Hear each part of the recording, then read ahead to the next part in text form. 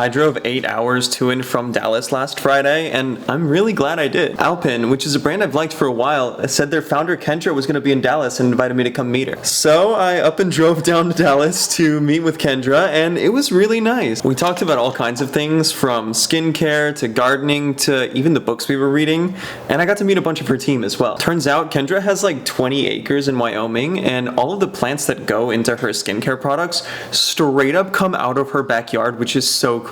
Apparently, because of the altitude and the lack of moisture, the plants have developed all kinds of survival mechanisms to help them thrive in that environment, and turns out they work pretty well on skin too. And that sounds a lot like the kinds of things that I've been reading in books like Lifespan and How Not to Die. One of the things that it mentions in Lifespan is that resveratrol, which is the lifespan increasing thing that you find in grapes and in red wine, actually comes from when the grapes themselves are stressed out, like in years where there's more of a drought. It was an absolute pleasure meeting and talking to Kendra and her team, and hopefully they'll be able to meet me on my home turf here in Austin next time.